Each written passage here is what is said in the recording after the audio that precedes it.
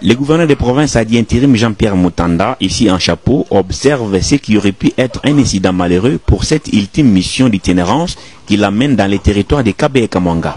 À 45 km de la ville de Mbujimayi, les travaux de réhabilitation de l'axe Kabé et Kamwanga-Mupompa s'exécutent dans le cadre du programme d'urgence des 100 jours initié par le chef de l'État, Félix-Antoine Tshisekedi Tshilombo.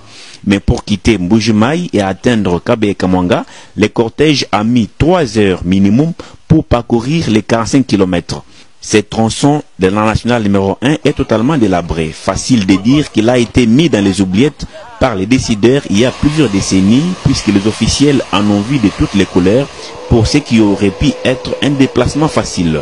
Dans la suite du gouverneur, quelques membres du gouvernement provincial, les membres du conseil provincial de sécurité, mais aussi Daniela Tshisekedi, fille du feu Etienne Tshisekedi Wamulumba, qui retrouve sa terre natale après plusieurs années. Tout simplement lamentable. Je suis très peiné de voir tout ce que j'ai vu aujourd'hui. Je pense que vraiment cette province a été complètement abandonnée et il faudrait vraiment du travail. Il faudrait vraiment qu'on s'y mette. Il faudrait vraiment qu'on relève ce défi, c'est de remettre cette province en état.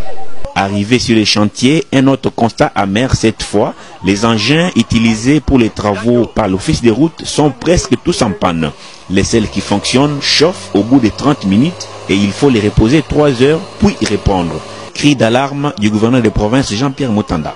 C'est vraiment ce qui nous retarde dans l'application des 100 jours, de projet de 100 jours. Je lance un appel solennel aux autorités compétentes, au ministre de Travaux publics, Aménagement de territoire et au DG de l'office de route de nous venir en aide. SOS, au cas où il n'y a pas de matériel. Mais la volonté est là.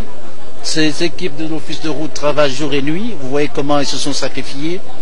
Dans une dizaine de jours, ils ont déjà avalé à peu près 11 km.